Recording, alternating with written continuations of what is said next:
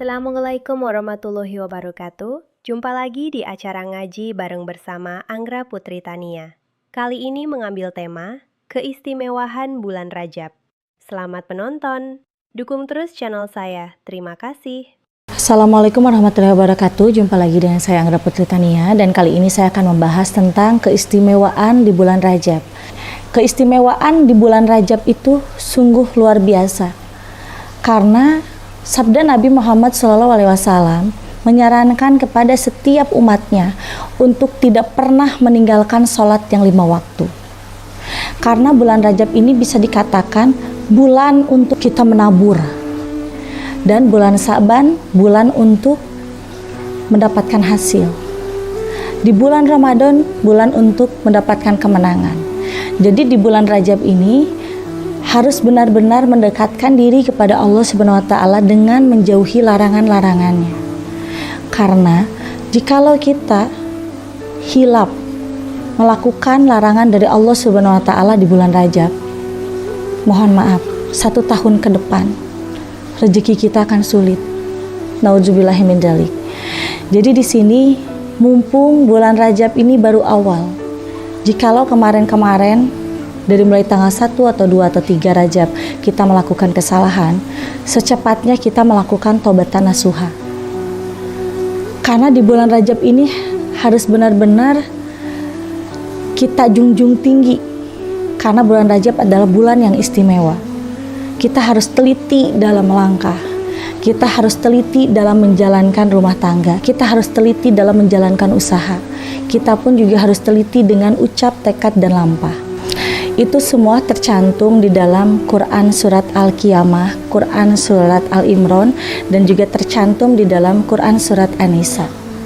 Di sini, di bulan Rajab, kita harus menuai kebaikan-kebaikan yang kita lakukan yang bisa bermanfaat untuk orang banyak. Berarti bisa disimpulkan ya bahwa di sini itu berarti di bulan Rajab kita harus banyak-banyak bersedekah. Kalau kita banyak bersedekah di bulan Rajab, janji Allah Subhanahu wa Ta'ala sesuai yang ada di dalam hadis riwayat Ibnu Daud bab 54 akan mendapatkan pelipat gandaan pahala terhadap kita yang memberikan sedekah dengan tulus dan ikhlas kepada sesama. Nah, di sini di bulan Rajab pun juga pernah terjadi satu kekisruhan pada saat di zaman gajah. Berarti zaman gajah itu sangat jauh sekali, udah sampai ribuan tahun ke belakang ya. Terjadi di bulan Rajab suatu kekisruhan yang dimana semua umat yang ada di suatu wilayah yang disebut dengan wilayah Filatul itu melakukan hal-hal yang dilarang oleh Allah Subhanahu wa Ta'ala, yang sampai menimbulkan adanya kekisruhan, peperangan, berlumur darah, banyak sekali korban dari mulai orang tua, remaja, sampai bayi-bayi meninggal dunia karena mendapatkan kutukan dan ajab dari Allah Subhanahu wa Ta'ala karena menyalahi aturan yang ada di dalam Al-Quran.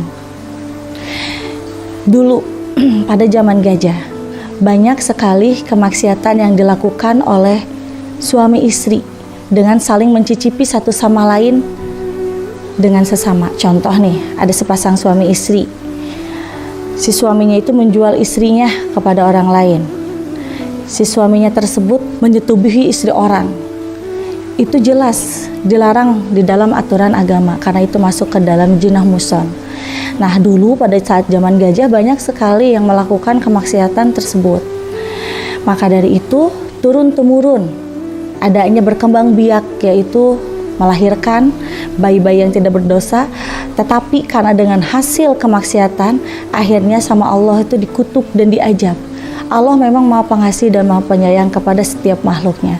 Tetapi karena pada saat itu di zaman gajah banyak sekali, hampir 80% melakukan kemaksiatan, akhirnya di situ diratakan oleh Allah dengan suatu kekisruhan yang bisa melibatkan korban banyak orang.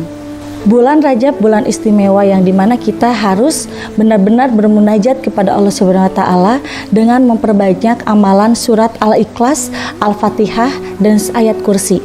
Jikalau kita mengamalkan 3 surat tersebut di bulan Rajab, insya Allah akan mendapatkan hasil yang maksimal sesuai dengan apa yang kita inginkan, apa yang kita cita-citakan, apa yang kita panjatkan doa kepada Allah Subhanahu wa taala. Jadi di sini 3 ayat tersebut memang sungguh memiliki fadilah yang luar biasa jikalau kita amalkan. Nah, ternyata di bulan Rajab pun juga ada beberapa dosa yang tidak boleh dilakukan selama bulan Rajab.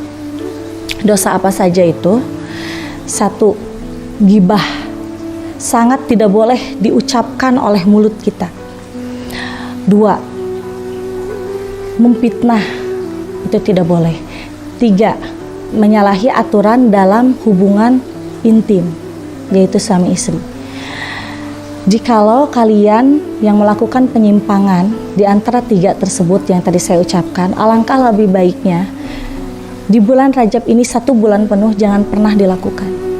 Karena jikalau dilakukan, sungguh berat balasan dari Allah Subhanahu wa taala. Karena kita melakukan tersebut di bulan yang diistimewakan, di bulan yang diharamkan. Haram itu adalah suci.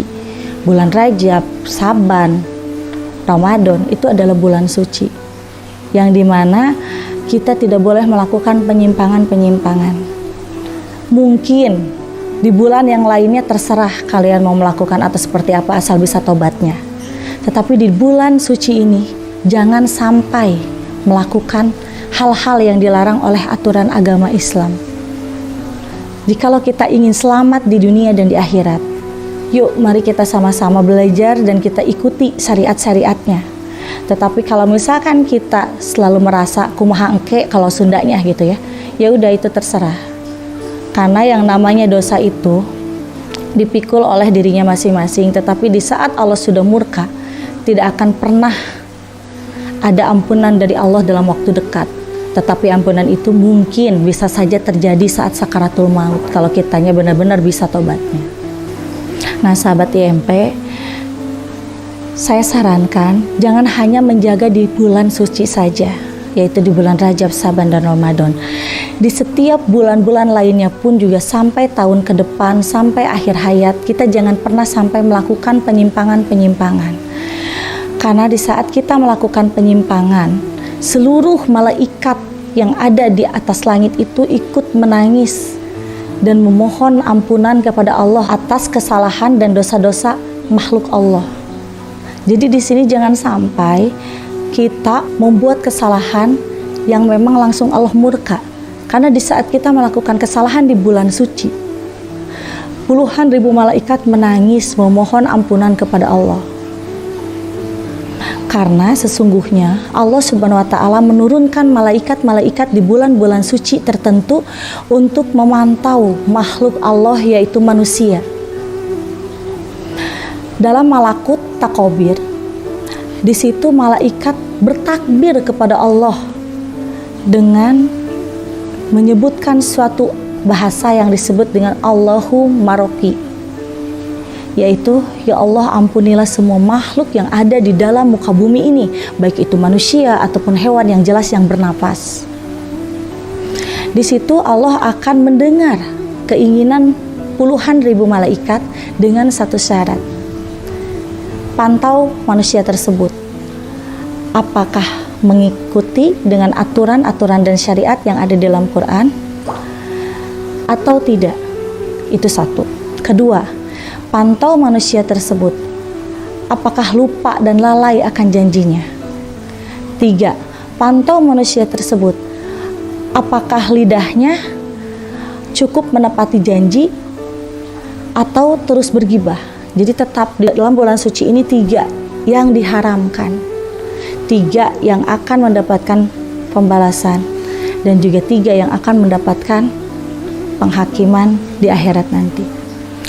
Nah sahabat IMP, mungkin sahabat IMP juga bertanya-tanya ya, kenapa bulan suci hanya ada di 3 bulan saja? Kenapa kok tidak sampai di bulan-bulan lainnya? Dan kenapa puluhan malaikat hanya turun ke bumi ini hanya di bulan Rajab, Saban, dan Ramadan? Kenapa di bulan lainnya hanya beberapa saja yang turun ke muka bumi ini? Nah, di sini perlu kita jelaskan.